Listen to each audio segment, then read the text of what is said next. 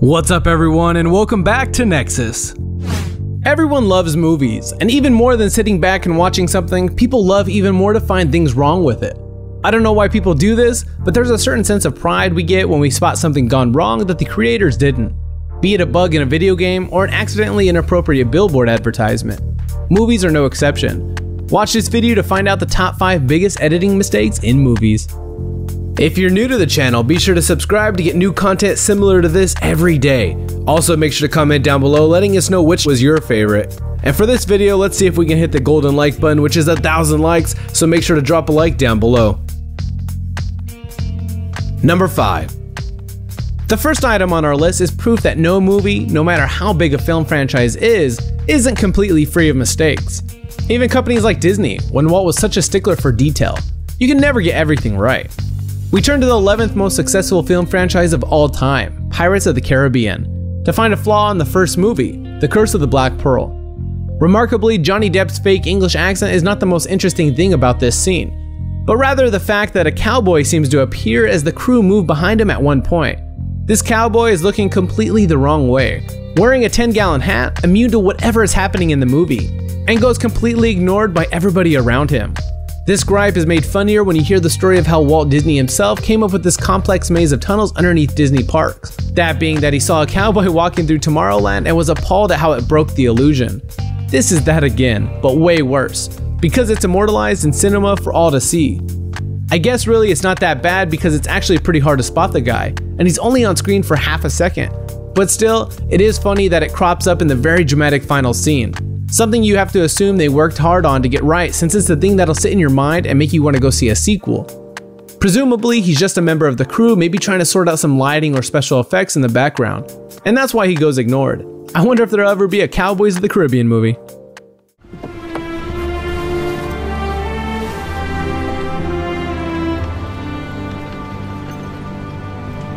On deck, you scabrous dogs! Hands to braces! Let go and hold a run free!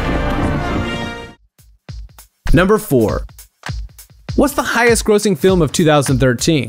Well, I'm surprised you even have to ask, because of course it's the worldwide sensation that took the planet by storm, Frozen. Nobody can pinpoint what it is about Frozen that caused such a stir in audiences, especially when the 3D Disney princess movies before and after it, Tangled and Moana respectively, haven't hit nearly so hard.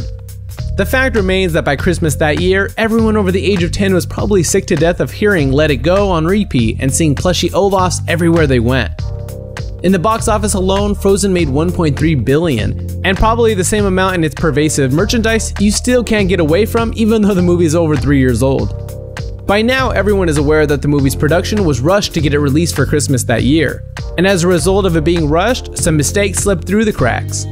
This movie is literally the highest grossing animated movie of all time, with the only movie probably more annoying than it, Minions, coming to a close second. And this huge flaw still got out, and in the most successful song of the entire thing, Let It Go.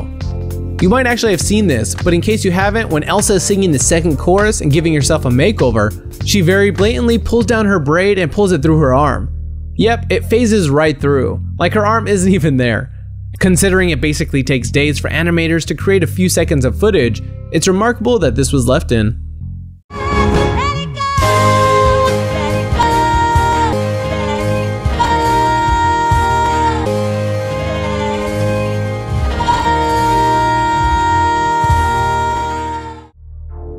Number 3. Originally, the lead role of now classic movie Beverly Hills Cop didn't belong to Eddie Murphy, but rather to Sylvester Stallone. And after creative differences with Paramount, he left them to make his own movie, Cobra, for Warner Brothers. These creative differences involved Stallone deciding to rewrite the entire script of the movie and fill it with violence and remove all the comedy. An executive decision that got completely rejected by Paramount. So he took his script and revised it enough that it is now kind of based on a novel called Fair Game by Paula Gosling.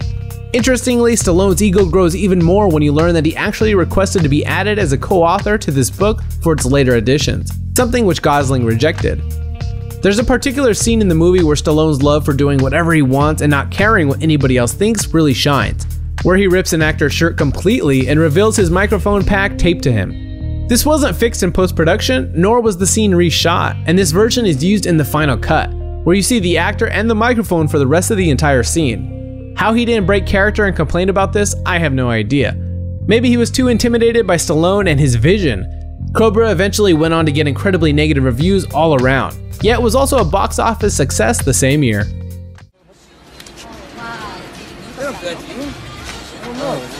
Clean up your act.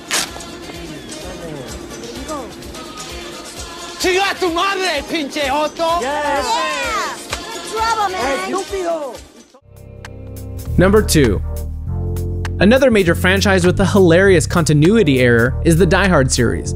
5 movies with titles that get progressively weirder, ending with the most recent 2013 installment, A Good Day to Die Hard. But this mistake isn't from that one. It's from the second one, simply called Die Hard 2, which came out in 1990 and became, like the rest of them, a huge hit.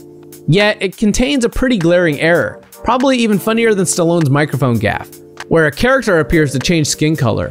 A black guy is sitting at a table when he reaches down to pick something up from the floor. Yet, when we're shown a close-up of the object in his hand, the hand is very clearly white. A few seconds later, he lifts it up and it casually is playing off what he's done, back to the original black actor. This error begs a lot of questions like, why couldn't the actor lift the object off the floor himself? Did they need a stunt double to do it? Why wouldn't the stunt double be black as well? Did they just forget originally to shoot this scene and had to quickly add it in the hand-grabbing action post-production? Whose hand is it that we see? And are they credited? Okay, probably most of you aren't thinking these questions, you're just laughing because of how stupid the error is. But I do wonder how some of these mistakes ever make it into finished films.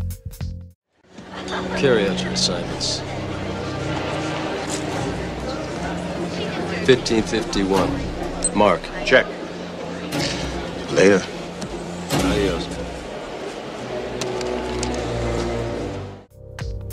Number 1. Stephen King is probably the biggest horror novelist still alive today, and you could also make a pretty solid case for him being the biggest horror novelist of all time, throwing shade onto his gruesome forefathers like H.P. Lovecraft and Edgar Allan Poe. It would be hard to pick out what his most famous book is, with some pretty big ones up there like Misery, Carrie, and Rosemary's Baby, but The Shining definitely has to rate high on that list. Along with the incredibly successful book, in 1980 there was also an incredibly successful film starring renowned actor Jack Nicholson, with the now infamous directorial style of Stanley Kubrick. Yet the opening scenes of the movie have a pretty glaring error in them. Unlike our earlier 2 examples, though this one is hard to pick up on because you have to watch at least half the movie to even realize there's something very key to the story missing from the overhead shots of the opening scene, that being the hedge maze. This hedge maze features heavily in the movie, it being the site of Jack Torrance's hunt for his son Danny, attempting to murder him. Yet it doesn't feature in the opening because the hotel they used for those shots, the Timberline Lodge, didn't have a hedge maze. This is an interesting flaw because Kubrick was known for being incredibly frustratingly methodical with his films to perfect them, with all the actors in the movie getting sick of how everything constantly changed, sometimes multiple times a day. The Overlook Hotel from the book and film, however, is based on the Stanley Hotel in Colorado, which also didn't have a hedge maze, not until 2015 when, as a nod to the success of the movie, they held a competition for the best hedge maze design and then built a maze accordingly.